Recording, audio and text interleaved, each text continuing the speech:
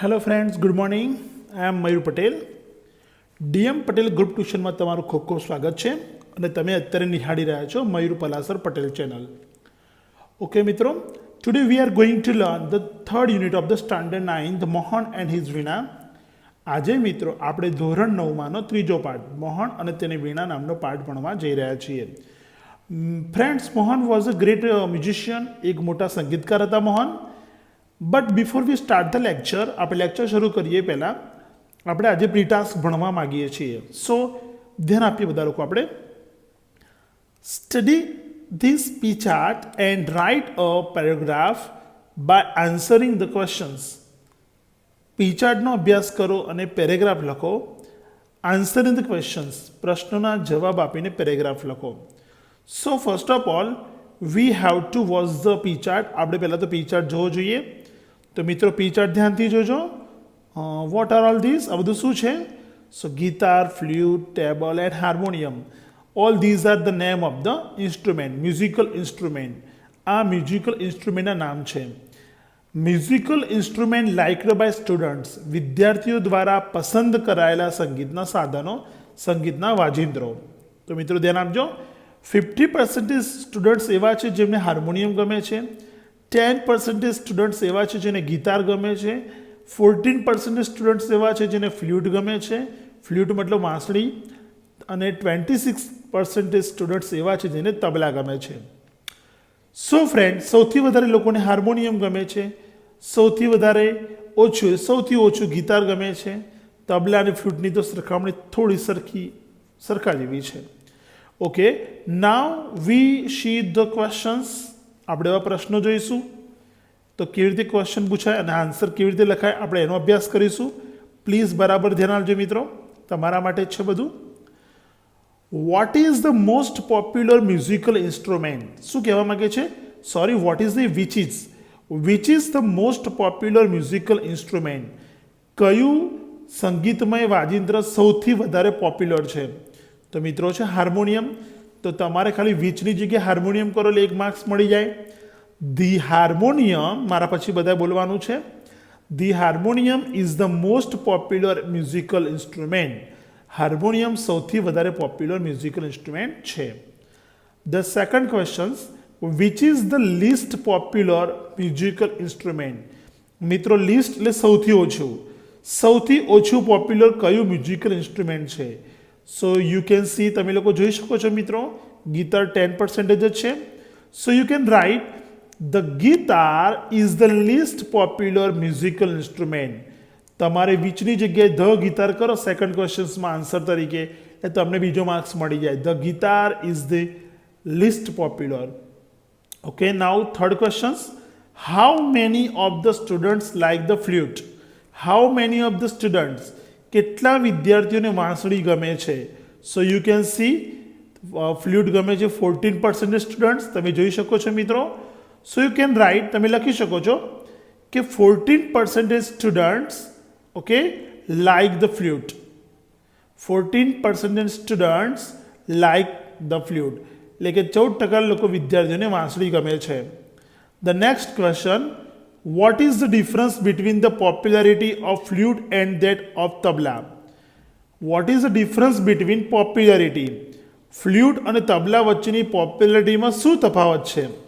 હવે મિત્રો તફાવત પૂછ્યો છે તો આપણે આ વાક્ય છે, આ સેન્ટેન્સ, આનો જવાબ છે આપણે ડિગ્રીમાં બનાવીશું. ફરીવાર સમજીએ આપણે.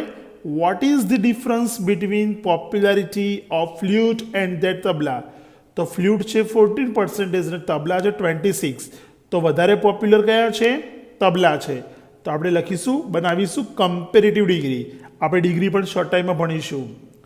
ધી તબલા, મારા પછી બોલવાનું છે બધાએ. The tabla is more popular than flute. શું લખવાનું ફરીવાર? The tabla is more popular than, કયું ધેન? THAN, than flute. તો ચોથાનો જવાબ આપણે ડિગ્રીમાં બનાવવાનો કે તબલા વાંસળી કરતાં વધારે પોપ્યુલર છે. ઓકે, તમે આ જવાબ અલગ રીતે પણ લખી શકો આ રીતે કે 26% students like tabla and 14% students like flute. તમે આ રીતે પણ આન્સર આપી શકો છો. Okay, friends, the fifth questions. Which instrument is liked by half of students? મિત્રો હાફનો મતલબ શું થાય? અડધું. તો એવું કયું સાધન છે જે અડધા વિદ્યાર્થીઓ દ્વારા પસંદ કરવામાં આવે છે? તો તમે ફરીવાર જવાબ તરીકે હાર્મોનિયમ લખી શકો છો કે હાર્મોનિયમ ઇઝ લાઇકડ. આખું નીકળી જશે. વિચ ઇન્સ્ટ્રુમેન્ટ આખું કાઢી નાખવાનું અને ત્યાં તમારે લખવાનું કે harmonium is liked by half of the students. Okay friends? Okay, હવે આપણે પાઠની શરૂઆત કરીશું. Now we start the unit. Okay, so બધા લોકો જોઈ શકે છે આરામથી. Okay, read one. Mohan was born in a family of musicians. In એટલે ની અંદર. ઇન શું છે? પ્રેપોઝિશન છે. મોહન સંગીતકારોના કુટુંબમાં જન્મ્યો હતો. Mohan was born in a family of musicians. A family એક કુટુંબ, અને એ કુટુંબમાં સંગીતકારો ઘણા બધા હતા, એટલે મ્યુઝિશિયન્સ બહુવચન. તો સંગીતકારોના એક કુટુંબમાં મોહન જન્મ્યો હતો. Music was in his blood. સંગીત એના લોહીમાં હતું. સંગીત એના લોહીમાં હતું. હી ગ્રીવ અપ વિથ. ધ્યાન આપજો મિત્રો. હી ગ્રીવ અપ વિથ મ્યુઝિક. ધ્યાન આપજો મિત્રો. મ્યુઝિશિયન લખ્યું છે, દેખાતું નથી. પીડીએફમાં મસ્ત ક્લીન છે, પણ એ ફાવતી નથી, આપણે આમાં બનતો નથી વિડીયો. તો he grew up with musicians. Musicians means સંગીતકાર. અને મિત્રો ગ્રીવ અપ એટલે મોટા થવું. ગ્રીવ અપ એ કેવું વર્બ કહેવાય? V2, જેનું V1 શું થાય? Grow up. તે સંગીતકારો સાથે મોટો થયો હતો. લાઇક હિઝ ફાધર, એના પિતાજીની જેમ, એન્ડ અધર ફેમિલી મેમ્બર્સ, કુટુંબના બીજા સભ્યોની જેમ, હી વોઝ ઇનિશિયલી. મિત્રો ઇનિશિયલી એટલે શરૂઆતમાં. ઇનિશિયલી એટલે શરૂઆતથી, એમ beginning. He was initially trend in vocal music. એને શરૂઆતથી જ વોકલ મ્યુઝિકમાં તાલીમ આપવામાં આવતી હતી. એ તાલીમ કોઈ બીજી વ્યક્તિ આપતું હતું, એટલા માટે આ વાક્ય પેસી બની ગયું. He was initially trend in vocal music. And then અને પછી હી ટ્રાયડ. પાછળ ટ્રાયડ લખ્યું છે જે દેખાતું નથી મિત્રો. And then he tried hand at the violin. અને પછી એણે પોતાનો હાથ વાયોલિનમાં અપનાવ્યો. પહેલાં વોકલ મ્યુઝિક, પછી વાયોલિનમાં. વેન હી વોઝ અબાઉટ 10, જ્યારે તે 10 વર્ષનો થયો હતો ત્યારે હી સ્ટાર્ટેડ લાઇકિંગ સિતાર. એને સિતાર ગમવાનું શરૂ થયું. 10 વર્ષ થયું એટલે સિતાર બહુ ગમવા લાગ્યું. પછી લોચા પડે છે. He was also trend. પાછું પેસી વોઇસ. તેને તાલીમ આપવામાં પણ આવી હતી. In it. એને સિતારમાં પણ તાલીમ આપવામાં આવી હતી. એન્ડ અને પ્લેડ. સિતારમાં એને તાલીમ મળી. And played. 1 minute friends. Okay. And played for about 3 years. અને 3 વર્ષ સુધી એને સિતાર વગાડ્યું. એને સિતાર ગમવાનું ચાલુ થયું 10 વર્ષનો થયો ત્યારે. એને સિતારમાં તાલીમ પણ આપવામાં આવી અને 3 વર્ષ સુધી એને સિતાર વગાડ્યું. હવે શું લોચો પડે છે? A German lady came to stay with Mohan's family. એક જર્મન લેડી મોહનના કુટુંબ સાથે રોકાવા માટે આવી હતી. ખાલી રોકાવા માટે આવી હતી? ના. To learn music from his father. તેના પિતા પાસેથી સંગીત શીખવા માટે આવેલી. કોના પિતા? મોહનના પિતા. બરાબર. કોણ? German lady. કેમ એટલે V2 આવી હતી. એના પિતા પાસેથી સંગીત શીખવા માટે આવી હતી. It was. ધ્યાન આપજો મિત્રો. It was then. આ ધેન લખ્યું છે મિત્રો. It was then the guitar entered his life. પછી તો એના જીવનમાં ગિટાર પણ એન્ટર્ડ થઈ ગયું. પહેલાં ગિટાર નહોતું જીવનમાં, પણ જર્મન લેડી આવી પછી ગિટાર એના જીવનમાં એન્ટર્ડ થઈ ગયું. હવે ગિટાર છે ને મિત્રો એ ફોરેન ઇન્સ્ટ્રુમેન્ટ કહેવાય, ઇન્ડિયન દેશી ના કહેવાય. હી began his experiments with the beautiful instrument.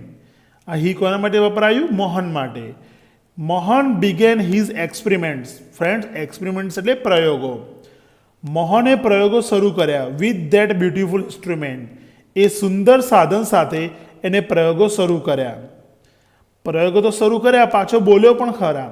હવે તમને એવો પ્રશ્ન છે મનમાં કે સાહેબ તમને કેટલા ખબર પડી એ બોલ્યો? તો એ વસ્તુ મિત્રો ઇન્વર્ટેડ કોમામાં છે. જો તમે પેનથી જોઈ શકો છો ઇન્વર્ટેડ કોમા. ધ્યાન આપજો શું લખ્યું છે. અને પછી એ વ્યક્તિ એવું બોલ્યો કે નો અધર, અહીંયા અધર લખ્યું છે, no other, no other instrument now in my life. મારા જીવનમાં બીજું કોઈ ઇન્સ્ટ્રુમેન્ટ જોઈએ જ નહીં. તો કયું જોઈએ?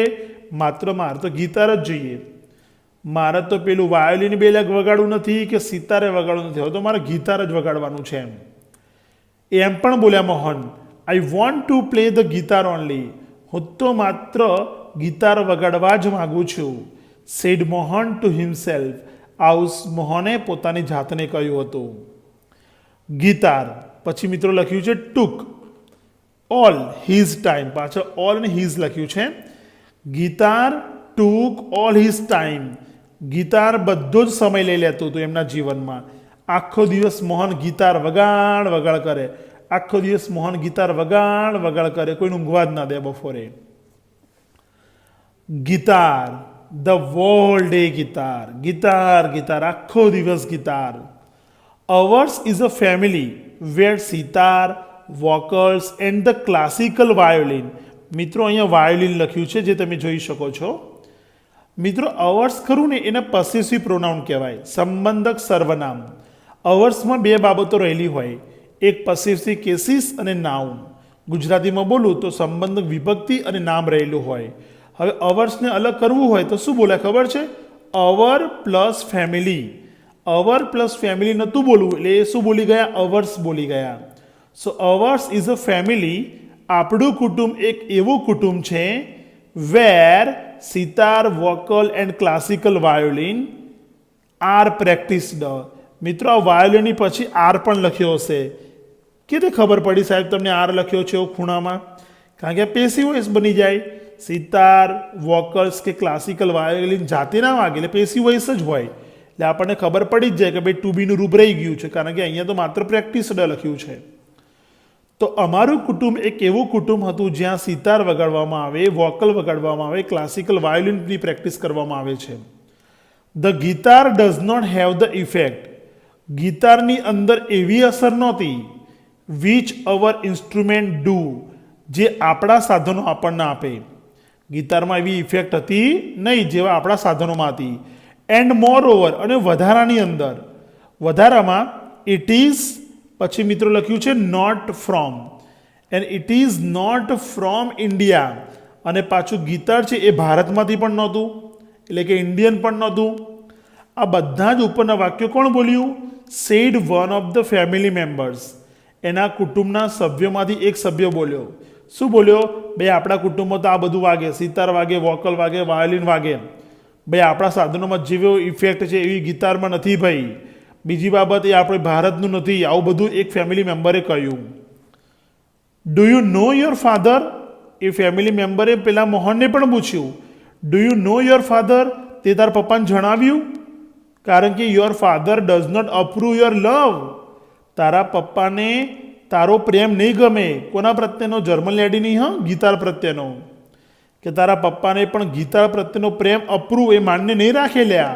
તું ગિટાર છોડી દે, તારા પપ્પાને આ બધું નહીં ગમે લે ફોરેનની વસ્તુ.